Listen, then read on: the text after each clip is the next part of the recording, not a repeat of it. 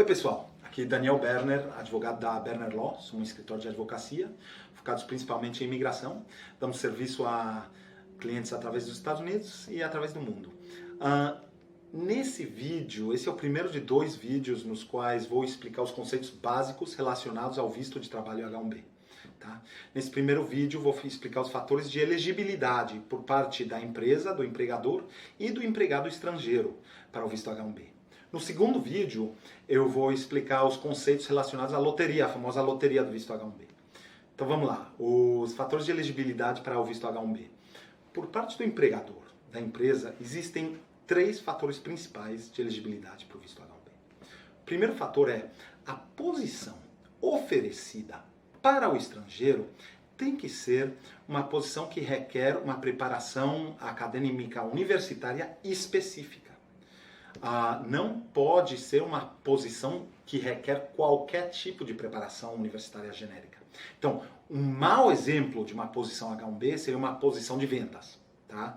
Porque o governo considera que para entrar numa posição de vendas, o empregado pode vir de qualquer de uma variedade de disciplinas. Um bom exemplo de uma posição H-1B é uma posição de engenharia mecânica, engenharia civil, engenharia elétrica. Porque o governo americano considera que para entrar nesse tipo de posição você precisa uma preparação universitária, acadêmica e específica. Específica de engenharia civil, engenharia mecânica, engenharia elétrica. Tá? Se o candidato não tem uma preparação universitária, existe uma equivalência que o governo aceita em termos de preparação profissional. Basicamente, o governo considera que 3 anos de experiência profissional são equivalentes a 1 ano de preparação universitária. Então, para engenharia civil, por exemplo, aqui nos Estados Unidos eles consideram que isso precisa 4 anos de preparação universitária. Então, seria o equivalente a 12 anos de experiência profissional como engenheiro civil. E isso tem que estar evidenciado por cartas de passados empregadores do estrangeiro. Tá? Então, esse é o primeiro fator de elegibilidade, que é uma posição que requer uma preparação acadêmica específica. O segundo fator é a empresa vai ter que pagar para o estrangeiro o maior de 2 fatores diferentes. Vai ter que ser o maior. Então, o primeiro fator é o salário que se paga a outras pessoas na mesma localização com o mesmo nível de preparação para a mesma posição. Tá?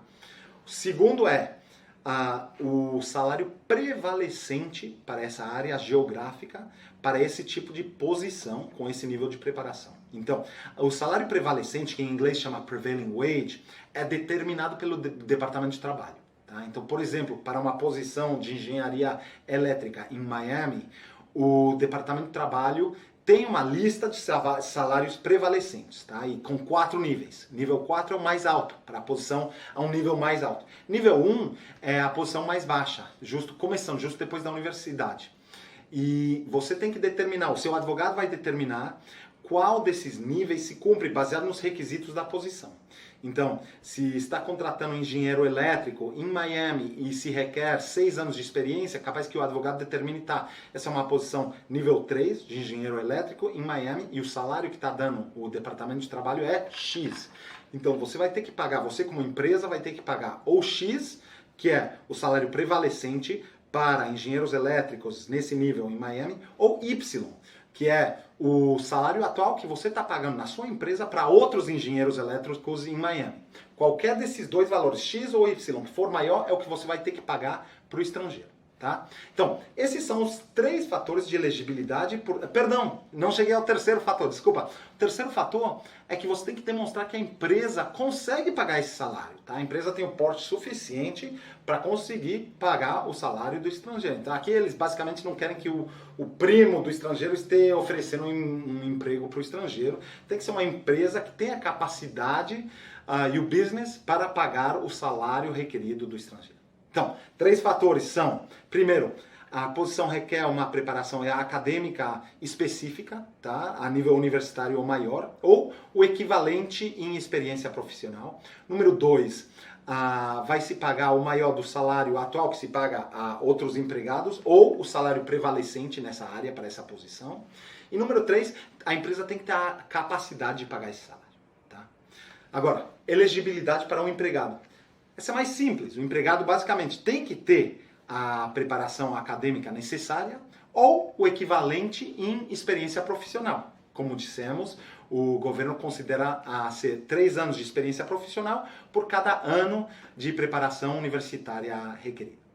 Tudo bem? Então, esses são os requisitos em substância do visto H1B. No outro vídeo eu vou falar sobre o processo, a loteria e o processo de aplicar para o visto H1B. Muito obrigado.